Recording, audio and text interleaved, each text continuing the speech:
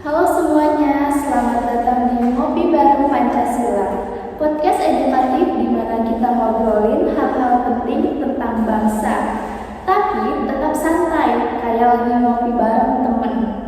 Hari ini kita akan bahas sesuatu yang sering kita hafal tapi jarang kita pahami, yaitu filsafat Pancasila. Kenapa sih Pancasila itu disebut sebagai filsafat hidup bangsa Indonesia? Oke, mungkin langsung aja kita bahas dari awal. Apa itu filsafat dan kenapa Pancasila masuk ke dalam ranah itu? Oke, jadi gini, filsafat itu sebenarnya cara berpikir mendalam dan kritis tentang kehidupan, nilai, dan kebenaran. Nah, kalau kita bicara filsafat, artinya kita membahas nilai-nilai yang paling mendasar dan penting bagi kehidupan bangsa kita. Nah, betul, Pancasila itu bukan cuma dasar negara, tapi juga cara hidup, cara berpikir, bahkan jadi tolok ukur moral dan etika kita sebagai orang Indonesia. Dan yang menarik, Pancasila itu lahir dari pengalaman hidup bangsa Indonesia sendiri, dari adat istiadat, budaya, agama, sampai sejarah perjuangan. Oke, sekarang kita bahas satu persatu sila dalam perspektif filsafat. Kita mulai dari yang pertama ya. Sila pertama, Tuhanan yang Maha Esa.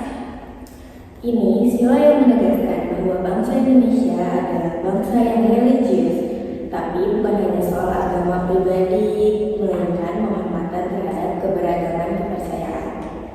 Oh, jadi dalam filsafat tuh sila ini tuh bicara tentang nilai spiritualitas universal, bukan memaksa satu agama, tapi mengakui bahwa manusia punya hubungan dengan yang ilahi.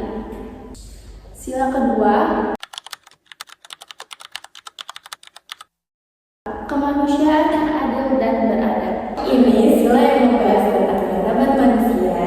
Dalam filsafat, manusia itu punya nilai dan hak yang sama. Karena itu, kita diajar untuk bersikap adil dan beradab. Contohnya, ya tidak membuli teman, peduli dengan sesama, dan menolak kekerasan. Sederhananya, tapi sangat filosofis. Oke, sila ketiga, Persatuan Indonesia.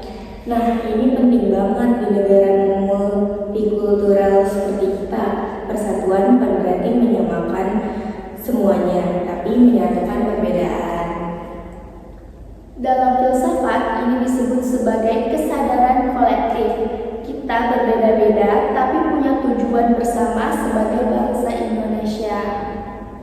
Oke, yang sila keempat, kerakyatan yang dipimpin oleh hikmat, kebijaksanaan dalam permusyawaratan perwakilan. Panjang ya namanya, tapi maknanya dalam.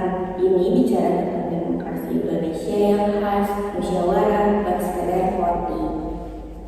Filsafatnya adalah kebijakan itu bukan milik suara terbanyak aja, tapi hasil dari perenungan bersama, diskusi, mendengar, dan menghargai pendapat. Oke, sila kelima,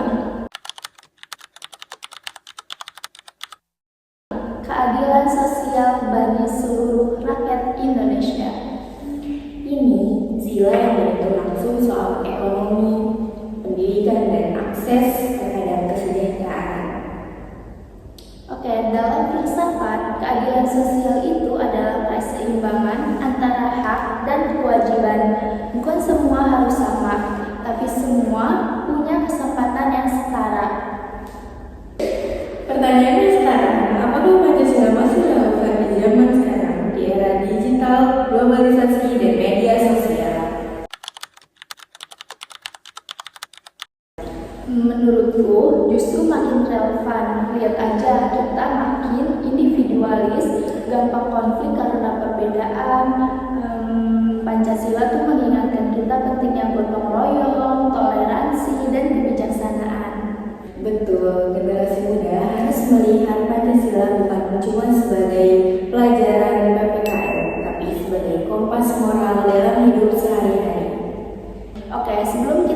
podcast hari ini, kami ingin ngajak kamu semua mikir bareng.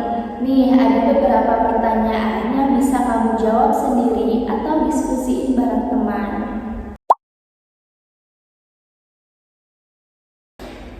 Itu dia episode kali ini dengan filsafat Pancasila. Semoga kamu gak cuma makin ngerti, tapi juga makin bangga jadi bagian dari bangsa Indonesia. Oke, jangan lupa like, share, dan diskusikan podcast ini bareng teman sekelas kamu ya. Dan sampai jumpa di episode selanjutnya.